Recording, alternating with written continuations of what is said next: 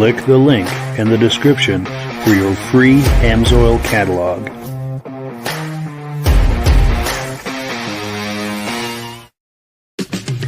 It's time for a quick shout out to some of our friends. B&B Auto Sales, your muscle car connection in Brookings, South Dakota. Above the Notch Car Club, a car club for auto enthusiasts in northern New Hampshire.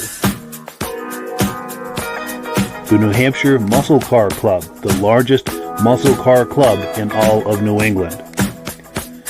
MGM Classic Cars in Addison, Illinois. Visit mgmclassiccars.com today.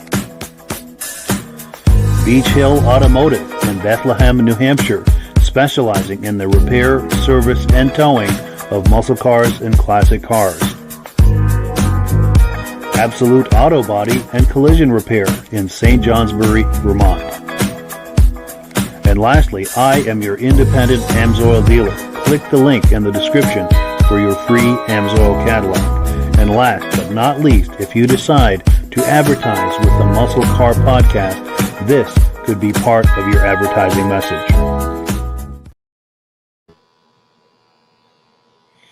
Good evening and welcome to the podcast. I'm really glad you're here. Now, I have a robust lineup of muscle car entertainment on tap for you tonight. But before we get into all of that, I want to make sure that everything is working properly. So, if you can see my face and hear my voice, I'm going to ask you to leave a comment. Please let me know where you're viewing this from and whether you are a first-time viewer or a regular viewer. Now, if this is your first time hanging out with us tonight, I hope you have a good time with us. I hope you decide to join us here each and every Wednesday night at 9 p.m. Eastern Time.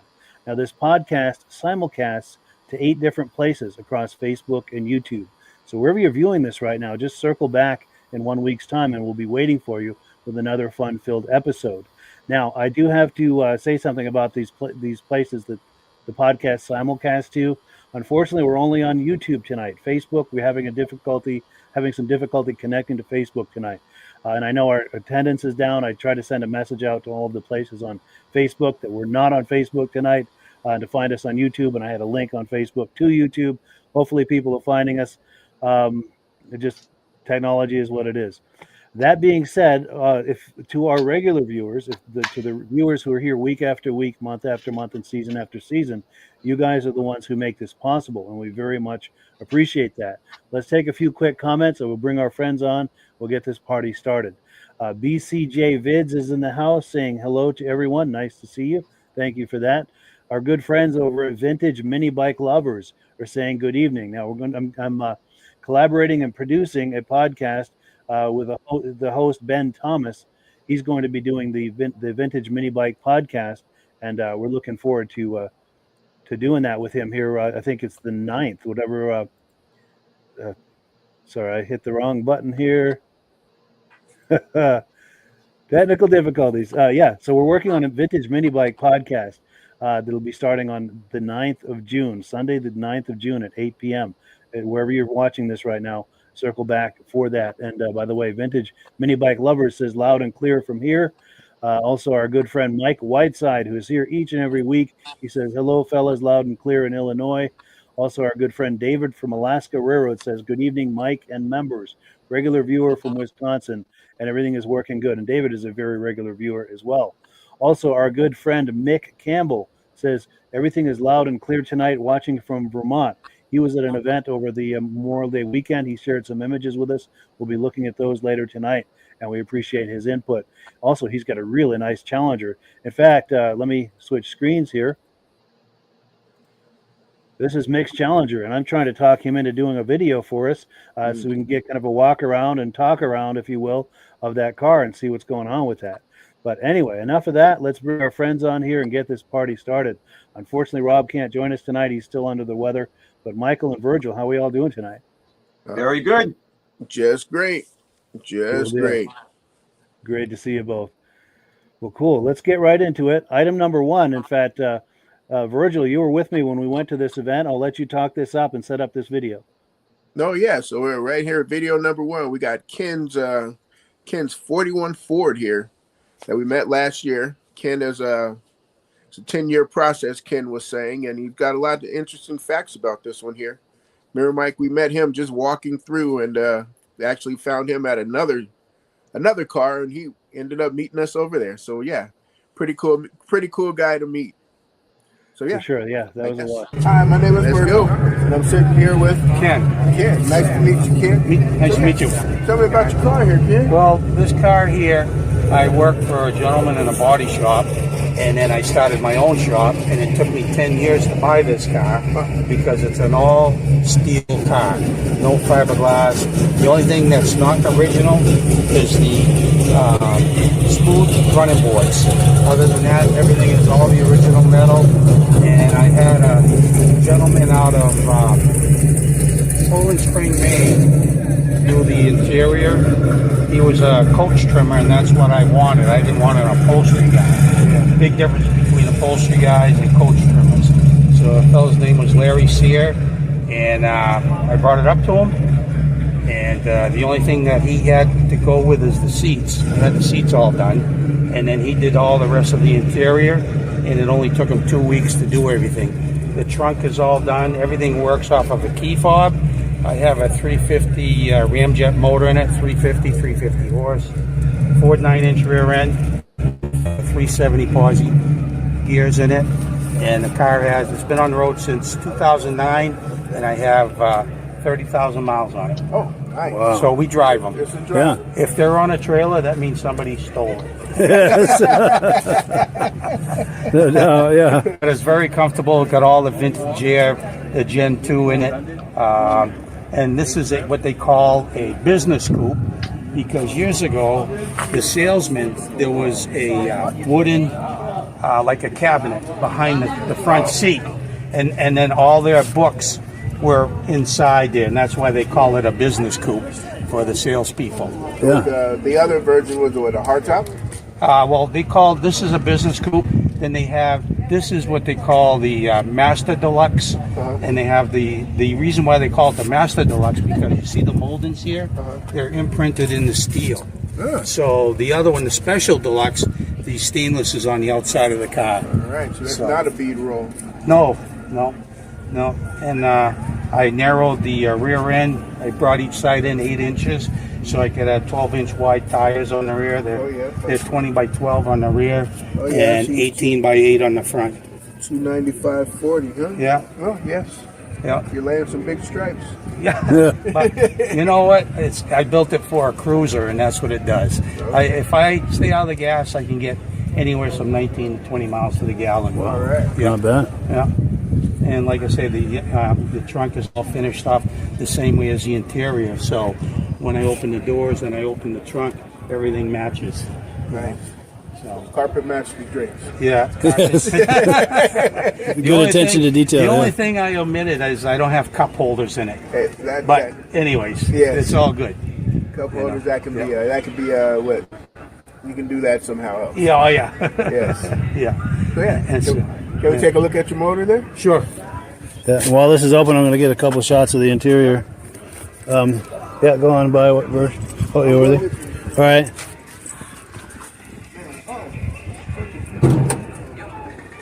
Roll around the back.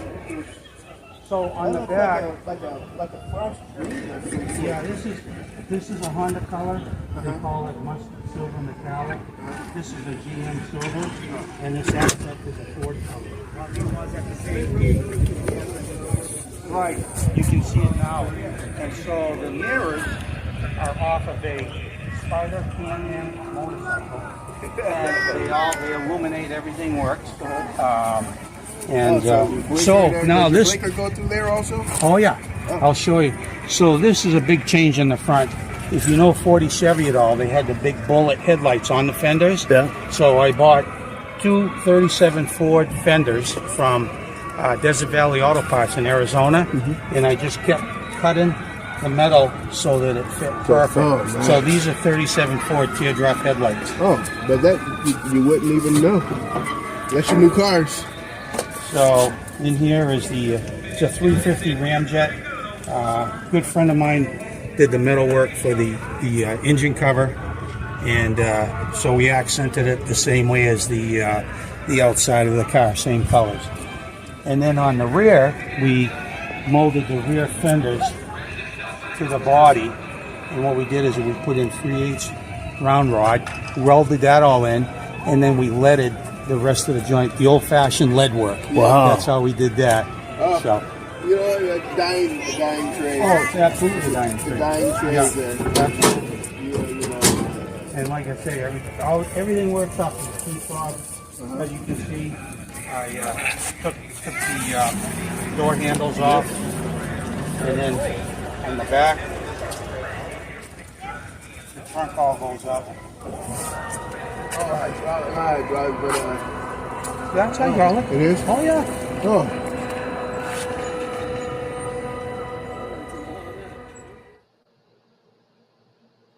So yeah, excellent interview by Virgil on that. Just got to make sure we give Virgil credit for that.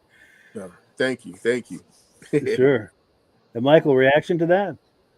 Yeah, I mean, I have somebody that lives right in the area, Cumberland, Rhode Island, and I don't know if it was a 41 or 42, I believe it was. He basically stripped the whole car right down to bare metal. So it's all back down to silver. There's no rust on it. And then he clear coated it. So basically, you know, this kind of reminds me of the same thing, but this looks like it's actually a paint job. You can see the trunk and the hood is one color, and the rest of the car, it's got another beige or silver, with the top part being like a golden, a little bit of gold color, a little bit of green color mixed in. But, you know, I see this and I'm like, wow, this is really sharp, you know. And Yeah, I like amazing. how he described the Master Deluxe and the Business Coupe and explain it, you know, and that was really good because that's a little confusing at times. I hear about Business Coupe, then you got the Master Deluxe, then you got the Master, and, you know, and there was no names to these cars in this era. They didn't even have a name. So it was just called Master Deluxe or Master, and that was it. Yeah. Now, Virgil, anything you wanted to add to this before we move on? Or You know, I had forgot all about that color there, being that top half was a Honda color, and then the bottom was a Chevy steel color gray, was a Chevy gray there. So that was pretty interesting there still to come back, you know. yeah, a lot of detail there. And this was only part one. So later in the podcast, we're going to be looking at the second half of this interview. And yeah, it's something to look forward to. But let's see, on item number 2, I think we're going to skip that tonight. Unfortunately, our good friend Rob is still under the weather. He can't make it. And no one does Amsoil like he does, so we're going to leave that to the professionals. But we're going to go on to item number 3. Now, a lot of chatter in the muscle car community about an ad recently in Car and Driver magazine about possibly bringing Pontiac back. Yes. Now, I've got a video clip that I'm going to play from that. It's right off of YouTube. It's going to take me a moment to bring it up. Now, it was trying to find it here. See, I can't scroll and talk at the same time. It was done with they typed out an article and then they put it through an AI thing, so it's an automatic. It's artificially generated voice, but they made some really great comments in this video clip, which is why I picked it. And this is just bouncing around here. I'm having a hard time. Here we go. Okay, so let me add it to the screen here. Get the audio going. It takes only a small spark to light a huge fire. And Car and Driver did it with this. But fake. So, we have a full-size ad in a well-known magazine, and it's a joke. Strange. Let's check the facts. First, who would pay for a full-page ad just for a joke? It costs a lot. On the other hand, why would Car and Driver allow such speculations? Fans agree, they know something we don't. The new Pontiac Firebird would come back at the perfect moment. General Motors, the proud owner of Pontiac brand, recently decided to discontinue the Chevy Camaro, one of the rare muscle cars still in production. Again, sacrificing such potential profits is not what big companies do. GM won't leave the market to Ford and the Mustang without a fight. The announcement of the Camaro's discontinuation was a shock to fans. And now we have another huge bombshell about the return of Pontiac. It feels like a master plan in motion. The final edition of the Camaro is the last chance to get the legendary vehicle. Bosses might spin it as a joke or change of heart, and continue to produce Chevy's pony car. But that is not what big car makers do. Instead, it is better to launch a replacement. And no other model fits the vacant spot better than the Firebird. General Motors might be testing the waters with this ad, whether they are in partnership with Car and Driver or pulling the strings behind the scenes. Under the hood. Muscle cars and V8s, the perfect combo. But the 2025 Pontiac Firebird needs to use a different engine. Efficiency is one of the priorities in the modern automotive industry, and that's why many V8 drivetrains have been traded in for Turbo 6 power plants. The same goes for naturally aspirated V6 engines and smaller 4-cylinder mills that can match outputs thanks to the boost from turbochargers. Let's dive into General Motors' engine lineup and find the perfect match for the Firebird. The company is still deploying V8 mills, and the easiest way would be to carry over the lineup from the outgoing Chevy Camaro. But the muscle car needs radical changes to shake things up. However, we can't find a turbocharged 6-pot GM configuration for the high-performance 2025 Pontiac Firebird. So, something totally new might be on the horizon. Nobody wants an electric muscle car. No way. We're not buying into General Motors. Our electric future is now spiel. Now could easily be kicked down the road 10 to 15 years. But there is still a slight chance of this happening. It would be a totally different Pontiac. Well, times are changing. Even a modernized Firebird with an ICE would be totally different from the old school models. However, an EV would be something else entirely. On top of GM's push into the EV scene, there's another wild card at play. Dodge has teased an electric muscle car. Although it doesn't make too much sense, car makers are using this oxymoron to draw more attention to the EV segment. Sadly, the Pontiac Firebird could be hijacked to hype up electric rides. That might backfire. Those who don't like EVs might turn their backs even harder, and Pontiac's legendary reputation could be damaged without a second thought. We are getting back to the beginning of the video. Car and Driver magazine sparked the stories about Pontiac's comeback. It is always a topic among enthusiasts, but now there's fresh fuel to believe that one day the new Firebird might soon take flight from the Pontiac nest. The muscle car scene isn't exactly booming, so even with the Camaro bidding farewell, it doesn't automatically mean a replacement is on the horizon. One of the most likely ways is unpopular, an electric muscle car that will compete with Dodge's new model. Our last video about the brand's comeback stirred up a storm of debate. There are still fans holding out hope for the return. What do you think? Does Pontiac and the Firebird have a shot at redemption? Feel free to share your opinion in the comment section, and don't forget to hit the subscribe button. We'll monitor the situation and upload updates as soon as something new about Pontiac's revival pops up. Cool. So, reactions to that commentary about Pontiac, Virgil? I think I'm still calling BS because I sent you a video earlier. Me and you were texting earlier today, and it's just the amount of money they would have to put into that Firebird. It would seem like it would cost. They might make their money back, being that it's been gone for so long. So I can see that, but to make it an electric vehicle, I think would be wrong. Yeah, I can't fault with any of that. Absolutely. Much as I would like to see that, I don't know. There's a lot of things in there that are just too big to overcome. But what's your take on that, Michael? Yeah, my take on it, I'm looking at this and seeing that we already have a few people. One of them that goes to the local car shows around here. He's taken a Camaro and redesigned it to be a Firebird. He's even took the steering wheel and he's ripped off the thing off the steering wheel and put a Firebird thing on in its place. And he's got the flying chicken on Eagle or whatever it is. He has that right on the top of the hood. I mean, he's gone full bore on this car. And, I could see, now that, Camaro has disappeared, I could see the Camaro coming back as a Firebird. Yeah. And basically make a Trans Am, and that would be great, and I do see that happening, but for the electric, I do see that might be a possibility in the future, but to start out, it's going to be a gasoline vehicle. I mean, if you don't and you're doing this electric, you're stupid because nobody's going to want to buy it because there's cars that are electrics, I've been told, that are sitting on lots that can't be sold. Yeah.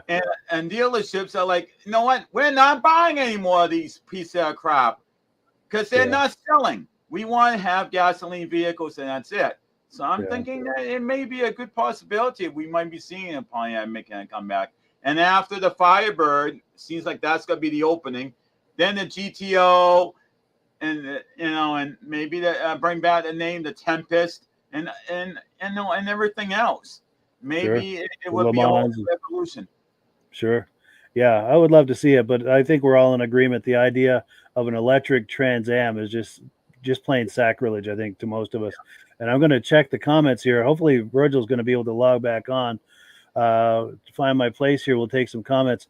Here we go. Rob Hilditch, our good friend and co-host, who is under the weather tonight. Thankfully, he's participating in the comments, wanting to know if that car is an automatic. And I would imagine so, but I don't know if it ever said that. I don't know if they're that deep into it yet. Good question, though. Mike Whiteside says, nice wheels. Sweet. Yes. Cool. Rob Hill. Oh, he might have been asking about that car we were looking at earlier too, whether that was an automatic. That's possible too. And he's saying there's a lot of work put into that car, and he's talking about that car that we were looking at earlier, that car from the 40s. Yeah. Now, Mike Whiteside, I think now he may be talking about the Pontiac Trans Am. Bring him back, Yep. baby. Absolutely. Much as I would love to see that come back, I don't know how realistic it is. David from Alaska Railroad says, I honestly don't believe GM is bringing Pontiac back. Yeah, and you're probably right. I'll believe it when I see it, and I would love to see it, but I don't know. Mike Whiteside says batteries are for flashlights, not cars. Yeah, Exactly. absolutely. And I hope Virgil's able to come back on here. I don't know, maybe he lost power at his house or something. I'm not sure. Rob Hilditch says they've got everybody talking about this. That's for sure. Which is nice when you can create buzz. It's a great marketing move, whether they do something or not. People are talking about GM. Yeah. And Cool. I'm thinking that's probably why they want to bring it back. They want to throw this out there and see how much public are going to talk about this. And if hardly nobody talks about it, that means it's got to be left buried. If a lot of people talk about it and then seeing the conversions that's already happened with the Camaros, it's a good possibility it might come back. I would like to see it come back, but when do we ever get to see a car maker that's gone bye-bye come back? It's pretty rare. Bugatti, maybe. But You know? yeah. But yeah, it would great. I'd love to see it. I'll believe it when I see it, but it's a great way to test the waters, like you said.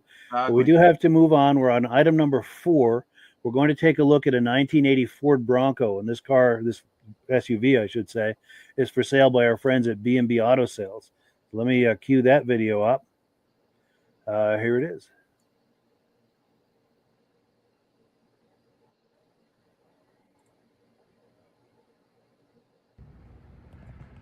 Hi, this is Dirk from B&B Auto Sales, and today we're showing you our 1980 Ford Bronco. It come out of Wyoming. It was one family owned, according to the previous owner. Looks like the original bumper's on there. Got a little ding right there, and got some of the chrome peeling. So, but original is an original, so it just depends. You can get them new bumpers; they're just not as good quality. Has been had a repaint. And just an average job or amateur job, whatever you want to call. Not a show paint by any means. But looks good for a driver quality Bronco. There you can see BF Goodrich tires. Got kind of the old school white spokes on it with the old school running boards. So a lot of stuff kind of neat about this Bronco here. Not a lot of issues on the paint because it's been repainted. Just lately. So here's the one thing it's missing, the XLT. They do make the shorter ones, but they don't. 80 was all by itself for the longer one, so kind of have to scrounge to find one of them. Interior is original. There you can see door panel. I think they repainted that probably. Seat, can't get this material, hard to find, so obviously a bad spot right there. Driver seat's in good shape. You can see the seat belts. You have some of the plastic broke on the armrest back there. Like I said, everything's pretty original. Cracked dash.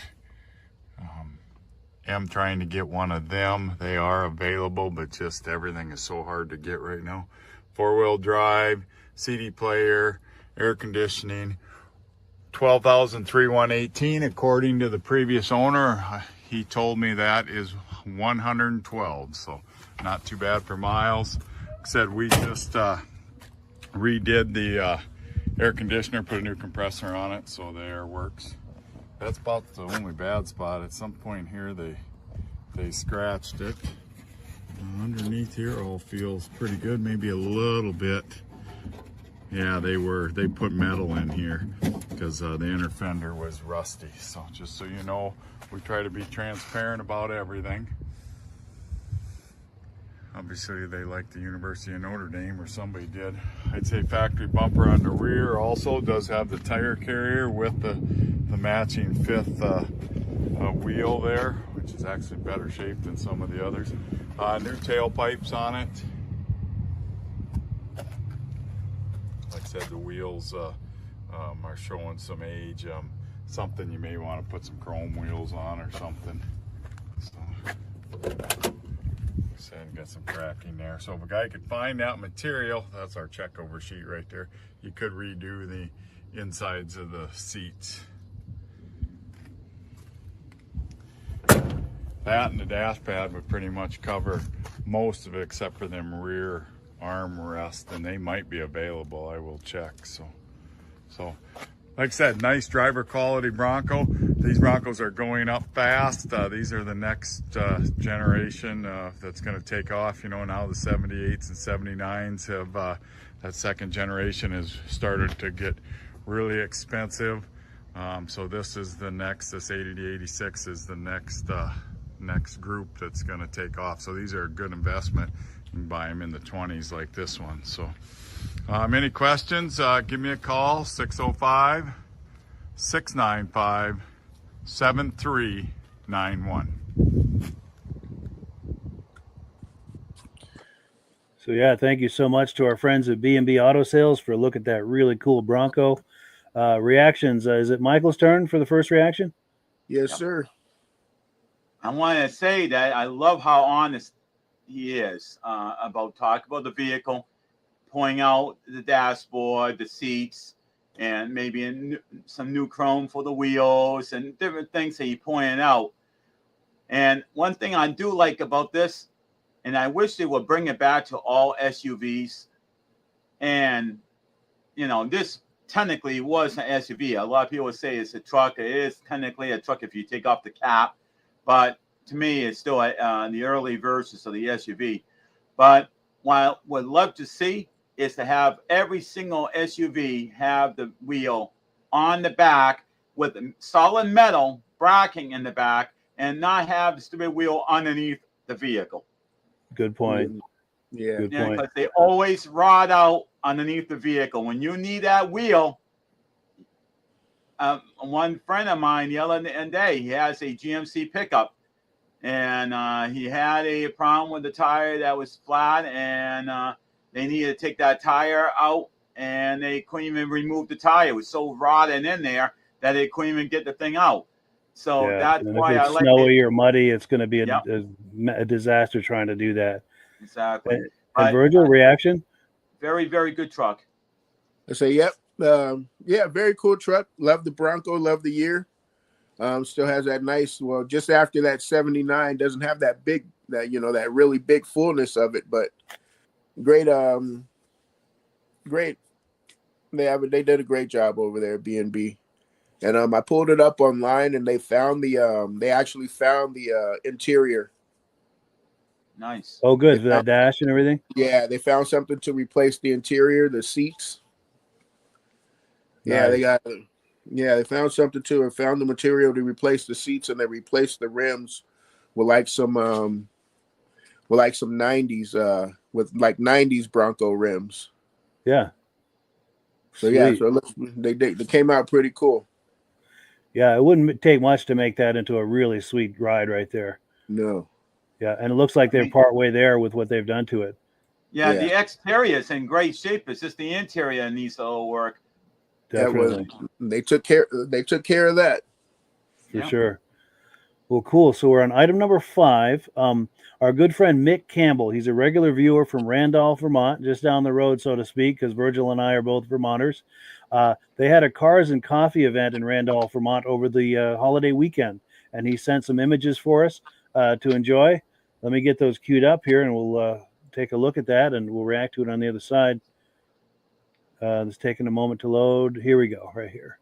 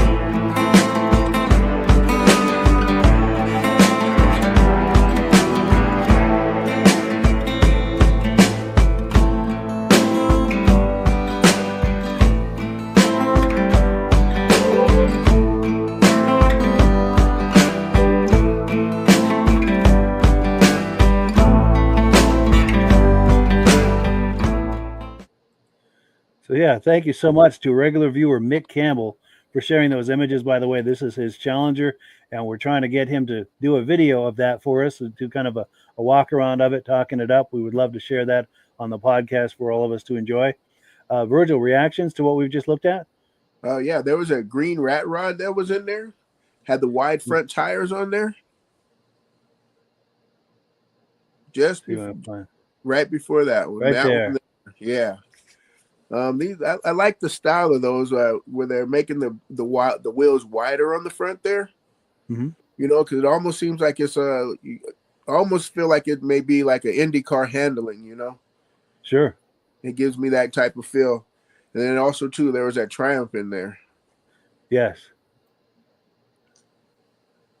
The 57 Bel Air. Technically not a hot rod, but I mean, you know. Yeah, Europe was well represented in this video. Oh, here's that Triumph right there. Right there. Yes. CR6, I think. Yes. I love those, especially with the V8. Oh. Yes. For sure. And Michael, reactions?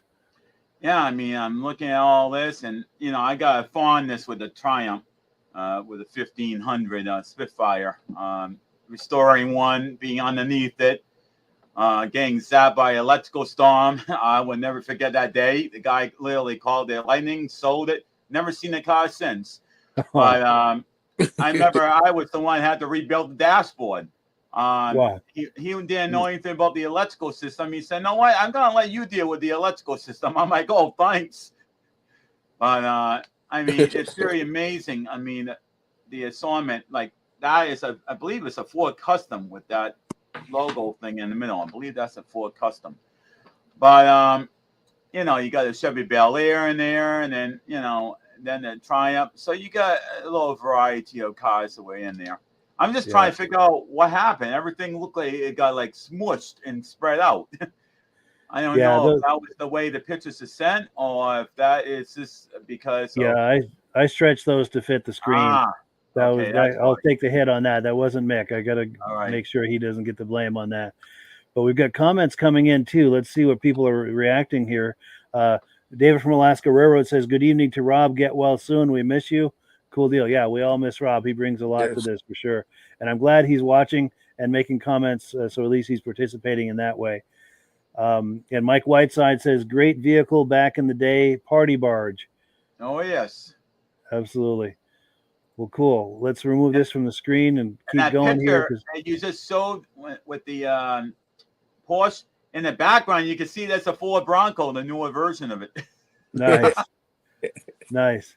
So let's keep going. We've got so much more to look at here. We've got a video that Virgil shared with me. This is a 4-wheel drive Corvette going 185 miles at a drag strip, 85 miles an hour. Yeah. So let me cue that up. This is going to take a second because we're looking at this off of Instagram. I forget where he's out of. He's out of California Europe somewhere. Oh, Europe. Okay. Yeah, not in the United States, out of Europe somewhere, or Europe or some. He's not from the United States. Because I've seen this for like, I think I remember telling you about this maybe last summer. Yeah. Or somewhere around in there, and then I finally it just came across my my looking here again. Amazing. Wow. Well, cool. I've got it queued up here. I'm going to turn on the audio. Can you see it on the screen? Because part of my screen is covered. Yep, I can see it. It's like, yep. Okay, good.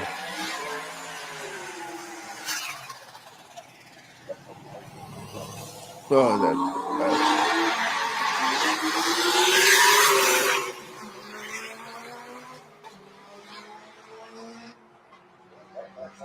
Man. Wait a minute.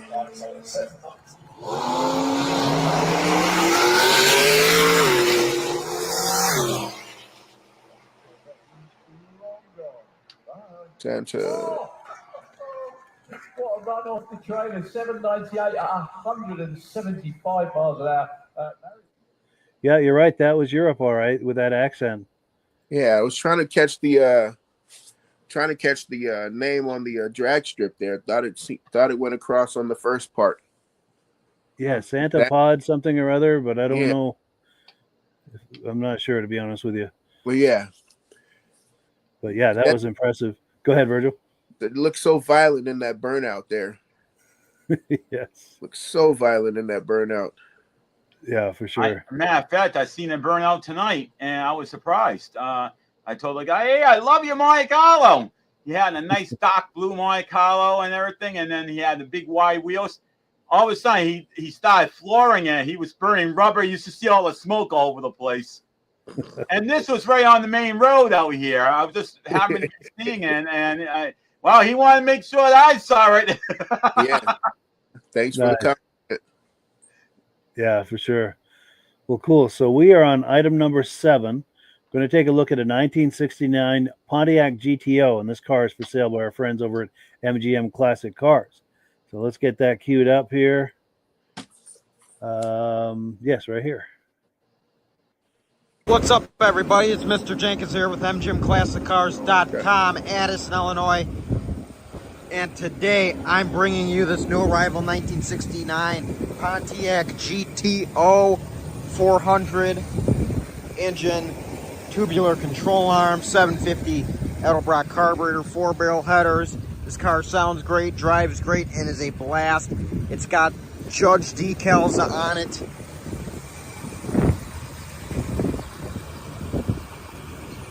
What a great car. Hideaway headlights, of course.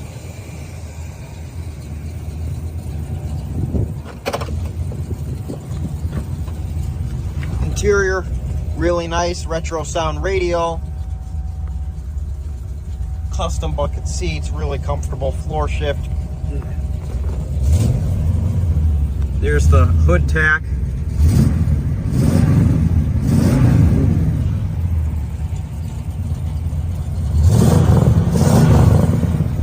The car just sounds great. Tilt wheel, of course. Horn works. Everything was really done. This car was restored, and they did a great job. I'm going to go ahead and show you the trunk before we wrap this up. Nice chrome wheels.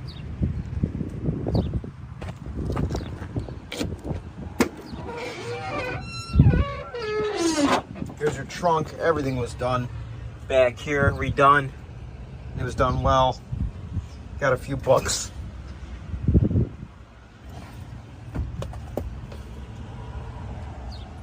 GTO book. How to restore book. Kind of a board showing the car. Highlights. Frame off restoration. Turbo 400 transmission. 9-inch rear end. As you can see under there, dual exhaust. 9-inch rear end with posi traction. Pro car seats.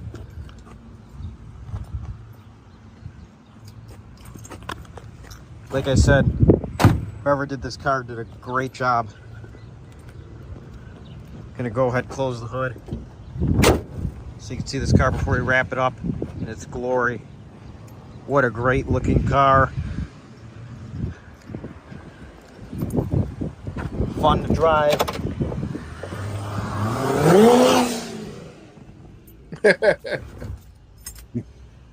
Really, really nice.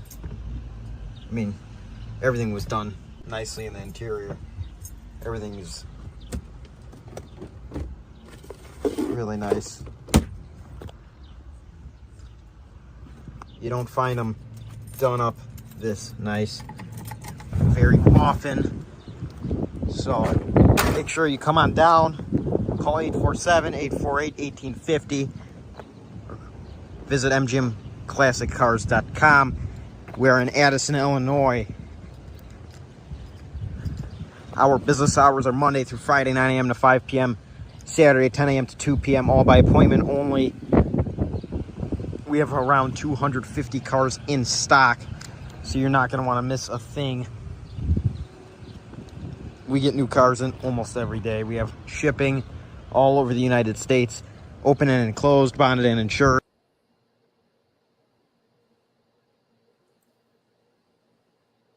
Come on down to MGM Classic Cars. Treat yourself to your dream car. We got something for everyone. And if we don't have something for you yet, we will eventually, because we get new cars in almost every day. I hope everyone's enjoyed this video, and I hope to see you guys here at MGM Classic Cars in Addison, Illinois, because this car looks great here, but it'll look a whole lot better in your garage. Have a great day, everyone. It's been a pleasure. Bye-bye. Yes, thank you so much to MGM Classic Cars. What a car that was.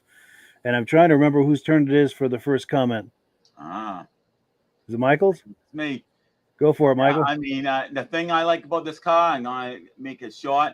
I love the color.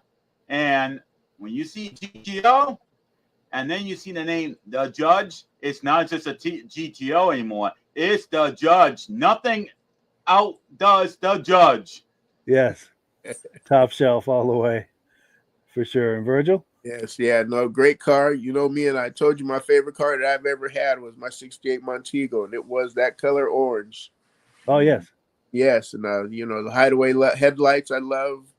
And you know what? This would be a good one for next week. It'd be a great candidate for some Kragers. Yes, that would look amazing with some Kragers on it, for sure. Now, let me check. Those were not Kragers, right? No. Those weren't Kragers. But that would look sharp with some Kragers on it. Yes. Go back to that old 70s look, that offset Kragers in the back, the big wide ones. Yeah. Ones with get them staggered, so shall I say. Sweet. Yeah, that would look amazing. Let's take some comments real quick before we move forward. Here we go. Rob Hilditch says, that sounds good. He likes the sounds of that engine, and I know he's a GM guy, so I'm sure he was enjoying that. Rob also says, no, that's an investment. You can't lose money on that thing. Absolutely. No, you can't go wrong with that, especially over time. He also says, oh, it's a woman's car and an automatic. Oh! I'd still take it, though. Yeah. That is a sweet car for sure. I'm not a judgmental person, but when it comes to this Judge, I'm all for it. Yes, it does have a 400. Yeah. Well, cool. Let's see. We're on item number 8. This is part 2 of that hot rod we looked at earlier, where Virgil was interviewing Ken over at the NSRA car show in Essex, Vermont.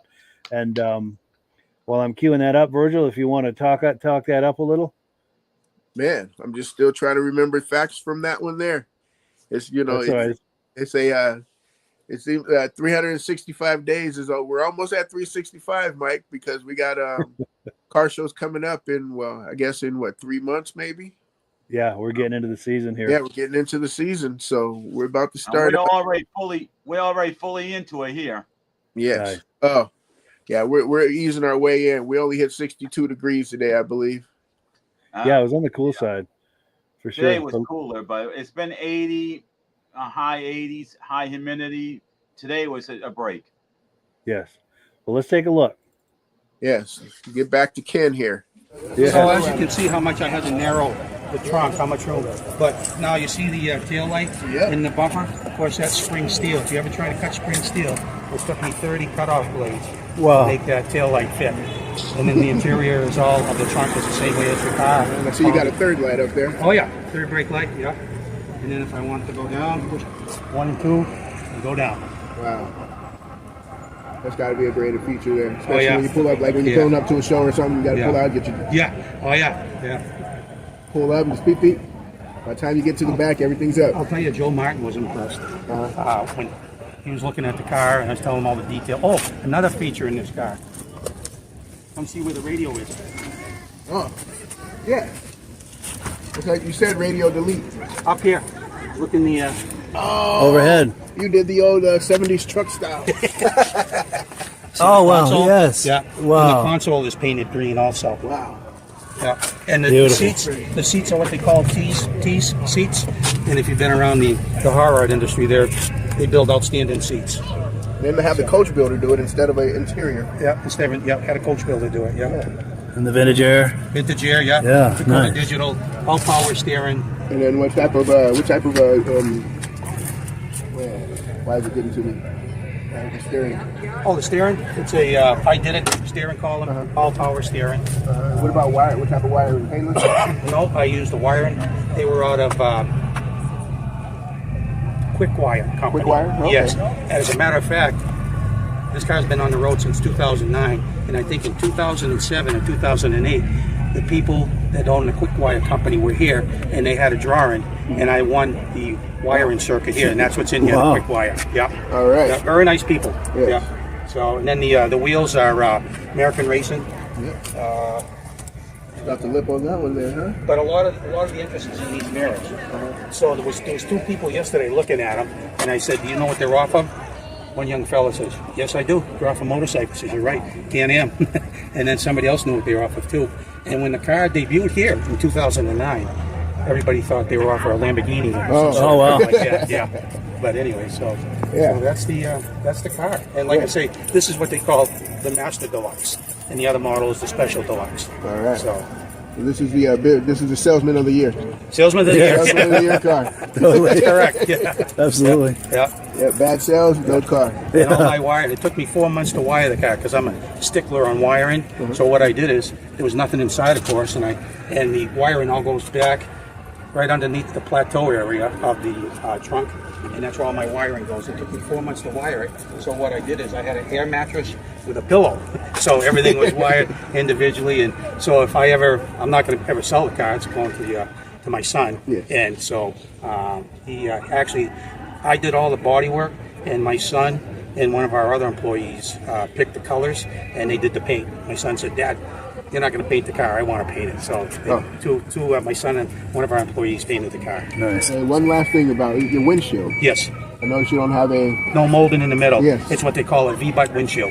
Okay. So, and I got all the glass came up from a fella out of Georgia, and he has all the patterns for it. And I just wanted the glass smoked a little bit. Yeah. And then he sent me all the glass, and everything fit perfect. All right, so you got a smoke tint all the way around. All the way around. Yeah. All right, 'cause Yep. I'm like looking through there, and I'm Yep. like, wait, I noticed it's just a little darker, but I noticed Yep. I didn't see a pillar. Yeah. So. I'm gonna slip by here. And so one gentleman, I was at a show, and he says, "You did a nice job dropping that and slapping the door." No, sir, that's the way the business coupe came. Yep. You Not know? chopped. Not chopped. No, this one I didn't chop. My 48 GMC I did chop 2 inches, but this one here I wanted to leave it the way it is. Leave it business. And then the pinstripe in it, you see on the side, a full-time pinstripe. That's not fake or under the clear. That's on top. For you. Yeah. So after the award ceremony and the drawings, we're headed home. Nice. Oh, yeah, where's home? Home is only 2.5 hours from here, Goffstown, New Hampshire. Okay, Yeah. not bad at all. Huh? Yep. So a lot of highway. Yeah. And it cruises, this will cruise here at 80 miles an hour all day long. Without a What problem. RPM are you at on that one? About 2010. Oh, Wow, that's not bad. Oh, yeah. Like you got overdrive? Well, this is a 4L60 transmission. Oh, okay. Yeah. So, and the 4L60, well, it's the 4L60E, which means that it's electronic shifting. And this thing shifts, you don't feel it upshift, you don't feel it downshift, you know? So, That's the best. yeah, it's one of my best builds that I've done for myself. And all my builds are good, but this is A whole other level, huh? yeah. Good. And thanks to my dad, I was able to do a lot of things. When I built it, I was able to do top shelf items, you know. My dad was a pipe fitter all his life. So he helped me out with the build, you know. Nice. Yeah. This side, Oh, yes, yeah. Amanda Martin, so she signed this side. And on this side, Joe Martin. Wow. That's a keeper. Yeah, oh yeah. Oh yeah. Very nice. Well, cool. Thank you so much. Yeah, thank you. So, yeah, got to give Virgil a compliment on an excellent interview there. Did you have anything you wanted to add to that, Virgil? Yeah, I forgot about that. I think it was the his T-shirt that caught my eye with George Martin on there, and they have a TV show called Iron Resurrection that I watch. On I don't want to do. I won't give I guess I already gave him a plug, huh? Sure, that's all right. Go ahead. But they do some amazing hot rods out of Texas, and I think what caught my eye with him was that shirt. And then that brought us around to get the interview there to bring him back to his car. That's how I remember that part now. Nice. So the shirt started the conversation. Yes. Very cool. Very cool. Sure, started the conversation and kept him going, you know. But Yes. Well, But cool. great Michael? guy. Yeah, and I know what, Virgil? I love how you brought up the window. when you were talking to the guy. Oh, Automatic, that was going to be one of the first things I was going to mention if you didn't mention it with this interview with this guy, because a split window, you don't have a lot of them out there, but they did make them for so many years. But a lot of them have the chrome, and you point out what happened to the chrome. And then he explained what kind of system it was, and it was basically a good sealed system. Yeah. Because you only see those on maybe those old 32 hot rods when people do them, and they take the middle pillar out. So that I believe that's why that one caught my eye. I believe that's Then you point out the smoke windows. He had them removed and had all the smoke put in a window. Yeah, that was a really impressive car to see for sure. Yeah. Yeah. Well, cool. So we are just about done. We've got one more to look at. Our good friend Elaine LaRiviere. She was at Bentleys cruise night last night in Arundel, Maine. And the nice thing, one of the things I love about doing this podcast is, we're going to take a look at some images that were taken last night, 24 hours ago. I love the immediacy of being able to do that. Now, here's a look at our good friend Elaine and her fiance Paul, both very good friends of mine. I know them from the vintage snowmobile community. Paul is a legendary racer from the 60s and 70s, snowmobile racer from back in the day. But let's cue this up. Let's take a look at her images from last night. She sent me the images. I put some music under it, and this is what we ended up with.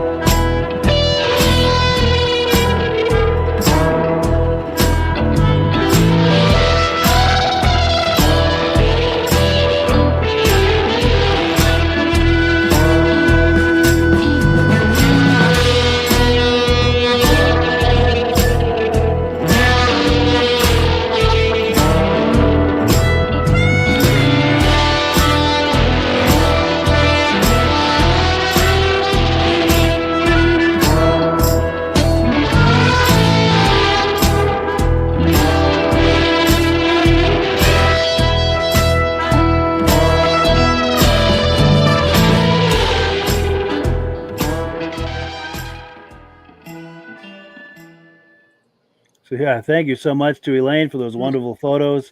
A lot of smiling faces over there. It looks like they had a great time. Yeah. And if anyone happens to be in that area, Arundel, Maine, they do a cruise night every Tuesday night. Very much worth the trip. And whose turn is it for first reaction? Yes. Go for it, Bird. I'll go for it. There's that that one right there. It looks like it had that wedge motor in there with the alternated carbs. Yes. Is that what that one is? It looks like it, but I'm not sure what that is, to be honest with you. It looks like a Barracuda in the front. Yep, it is a Barracuda.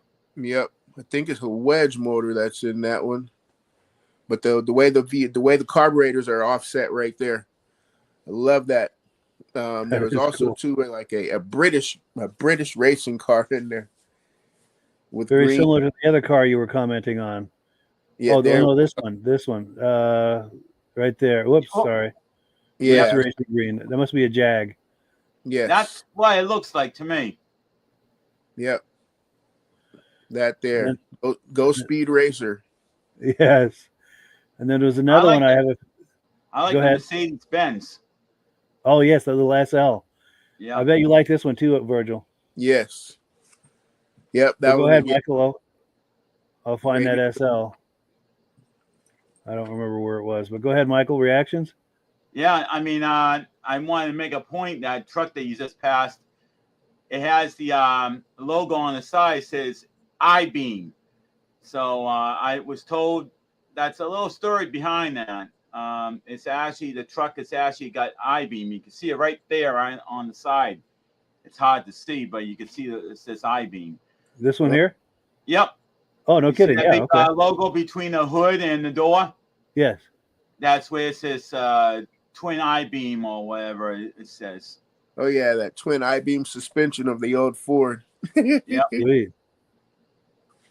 But I mean, that Mercedes caught me a little bit because, you know, the way that was a convertible, not just because of the styling, but I'm noticing the way the convertible is, it doesn't look like it goes far back. It's like goes so far and it gets cut right off, very quickly.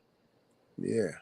And you look at that and you can see a similarity to the Gullwing a little bit in that.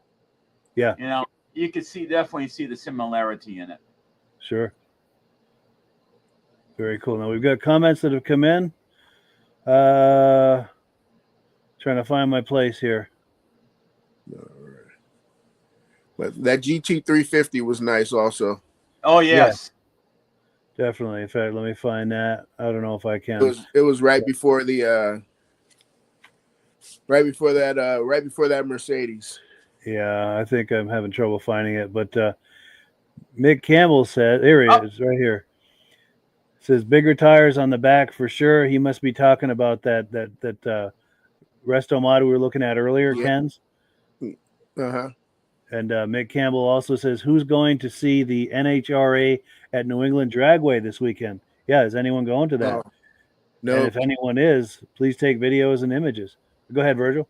I used to go to that one with my brother-in-law's dad, with my brother-in-law and his father, but I haven't been in the last 5 years, so to say. Sure. But sure.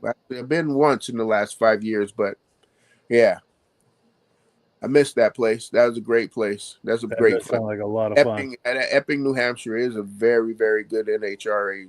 It's a very, very. Rob is saying that's a winner. Yes. Yes. And I bet he was talking about that about Ken's car. Yeah. And yes, and Vintage Mini Bike Lovers is talking about Ken's car, also saying he appreciated the homage to his father because he was mentioning his father in that video clip. David from Alaska Railroad says, "Good show, man. Thank you to all of you."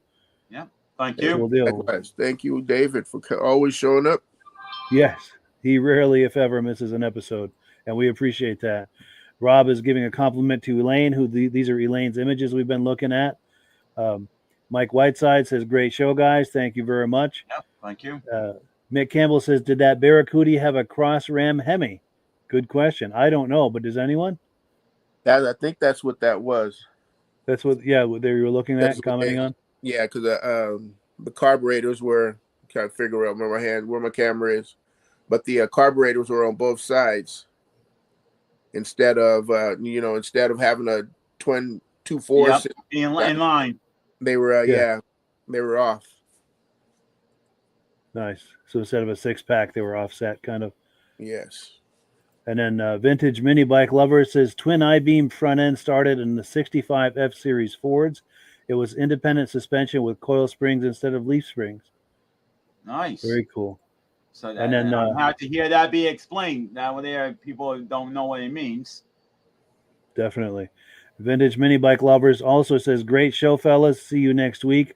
Also on the 9th of June, we're going to be doing a podcast with Vintage Mini Bike Lovers. It's a collaboration between Ben and I. He's hosting, I'm producing. We're going to air it here and a few other places. So if you like those mini bikes from the 60s and 70s, you don't want to miss that. It's going to be an awful lot of fun. We've got a great guest lined up, as well as some cool video clips. So it's going to be, we're hoping right out of the box to have it be a really fun experience for everyone. But I can't believe how fast this has gone by. We've come to that time of the podcast where it's time to wind it down. Quick final comments, Michael? Yes, I want to tell you, Rob, I hope you get better. I'm hoping to see you be on the live podcast next week. I know we all miss seeing you. I love the comments. I'm like you're getting involved, but it's not the same without the Amsoil ads from you and also just your comments on stuff. For sure. Yeah, it's not the same without Rob, for sure. And Virgil? Miss the wealth of knowledge. Yes. The wealth of knowledge and just the wealth of knowledge and just miss you, Rob, man. Hey, hurry up, get back here, man. I need that voice. Get back where you belong. I gotta listen to these two, man, if you don't come back. Oh, right. Come on. We're not that bad. We're getting there though. Oh, jeez. But one quick final announcement. Next week, we're going to have a Cragar-themed episode. We're going to have Steven from Cragar on here next week, 1 week from tonight. He's going to talk to us about the backstory, the origin story, the history of the Cragar brand. He's also going to talk about what Cragar is doing currently. We've got images and video clips coming from people who have Cragars. It's going to be a fun Cragar-themed night. So if you have images or video clips of Cragars on your past or present muscle car, please share the video clips and images with us so that we can include that and make it part of the show. It's going to be an awful lot of fun. Also, think about any questions that you might have for Steven about the Cragar product line, about the Cragar history, Cragar experience, and if you have testimonials about Cragars you've enjoyed over the years, either to own or to admire, please leave comments while we're doing the podcast next week. We're very much looking forward to that. It's going to be a lot of fun. So with that, we're going to close it out. Thank you, everyone, for viewing. We really appreciate it. Thank you to Michael and to Virgil. Thank you for Rob, even for participating in the comments. We hope to have you here back where you belong next week. Just is not the same without you. And with that, last word goes to Amsoil. And have a great week, everybody. Yep. All right. Have a good night. Hello, everyone. This is Rob and Mike. How you doing today, Rob? I'm doing good. Mike, yourself? Very well. Thank you so much for coming on. I appreciate it. Now, today, we're going to be talking about Amsoil. And in a few moments, we're going to show you how you can get the deepest discounts, free shipping, and free gifts when you order your Amsoil products through us. But first, I'm going to ask Rob to give you a quick description of what Amsoil is and why you should consider using Amsoil products in your motorized vehicles. Thanks, Mike. Amsoil is 100% synthetic oil. Everybody uses Amsoil for a different reason. Some people like the benefits that Amsoil is warranted for 25,000 miles or 1 year. The reason we can do that is because Amsoil doesn't oxidize. It doesn't form the usual carbons, gums, sludges like petroleum oils do. That's why we can keep it in the engines longer. Petroleum oils never do wear out. They oxidize themselves. That's why they have to be changed at 3,000 kilometers. And Amsoil likes the benefit that you only have to change the oil once a year. That saves some money. Some of the people like the benefit of Amsoil is it's a slipperier type lube. By having a slipperier type lube, it cuts down friction and drag. By less friction and drag, engines run 20 to 50 degrees cooler, better gas mileage. Now, Amsoil says 25% more protection than the industry requires is in the Amsoil bottles. My average customer gets about 10% increase in gas mileage. That's a big savings. Yeah. And by cutting down friction and drag, for every 10 degrees you cut down the friction and drag, doubles the life of the engine. So by having the engine run cooler, it makes it last longer. Some people like the benefit of the range of the Amsoil. Amsoil's flash point is 425 degrees, and it pours at 50 below zero. Wow. If you ever tried petroleum oil when it's 10 below, it turns to honey. And in the summertime, petroleum oil thins out, and once it thins out, that's when it starts breaking down. So Amsoil's an all-season oil, can give you better gas mileage, longer engine life, less maintenance. It ends up being cheaper over a year's time running Amsoil than it is petroleum oils. That's amazing. That's amazing. And Amsoil is available for pretty much any motorized vehicle, anything from lawn equipment, cars, trucks, boats, ATVs, motorcycles, snowmobiles. Yep. And a lot of people phone me up and say, well, what's the benefit of our gear lube? Exactly what I told you about the engine oil. It pours in cold weather, it runs cooler, makes the equipment last longer. And they say, well, what's the benefit of the small engine? Same thing. Makes the engine run cooler, last longer, better performance. So it saves on all the applications that Amsoil has available. Wonderful, wonderful.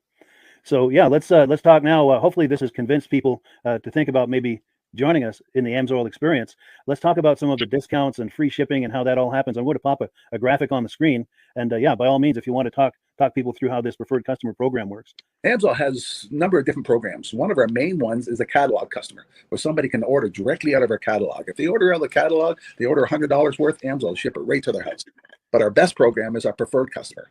For only $10 for 6 months, you become a preferred customer. You save 25% on all the product. You order $100 worth, they're going to give you free shipping. You don't have to order a whole case. You can mix and match. Say you want 4 bottles of small engine, 7 bottles of 5W30, and a couple of gear loops. You can mix and match. You can order 1 bottle at a time if you want. There's no minimums, no maximums. By being a preferred customer, you save over 25% on all the products you're going to buy. Amsoil sends you extra gifts, $5 gift certificate on your birthday, $5 when you renew your account, and stuff like that. So it's a good way to save on some of the products you want to buy.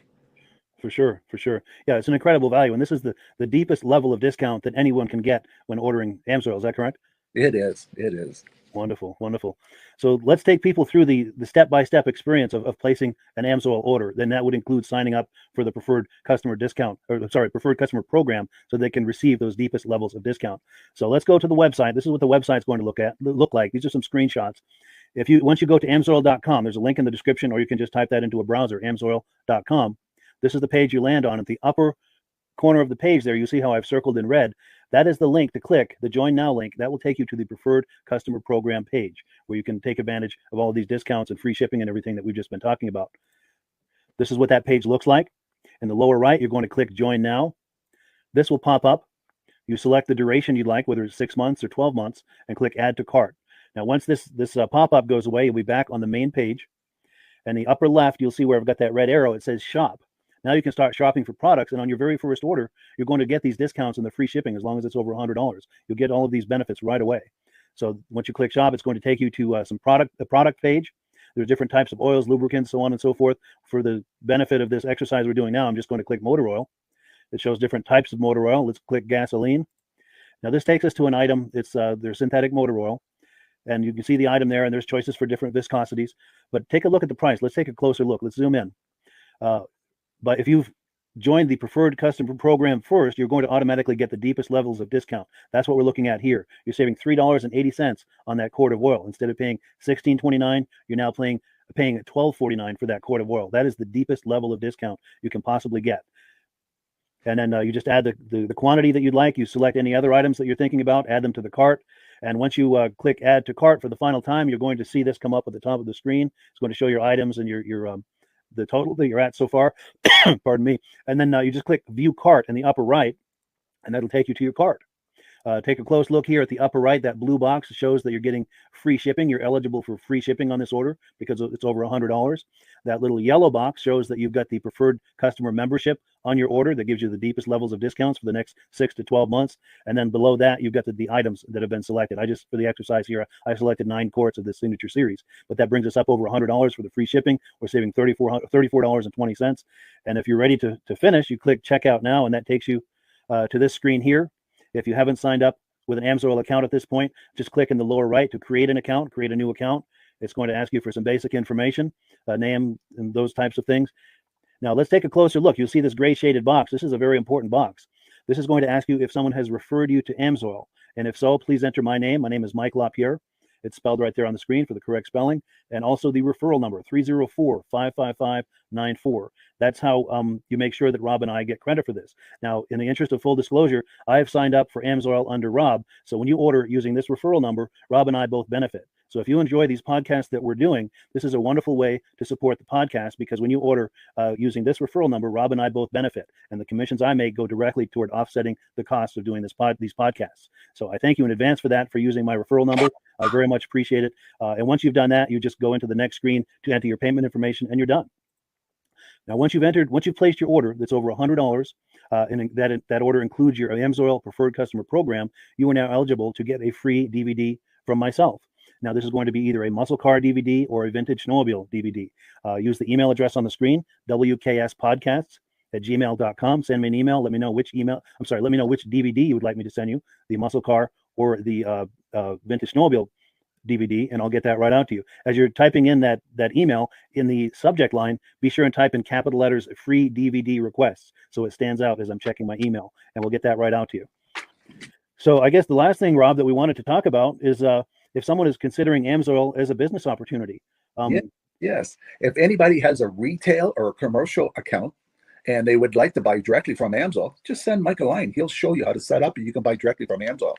But if you are interested in starting your own part-time business, a part-time business that can grow into a full-time income, Mike and I will show you the Amsoil marketing plan.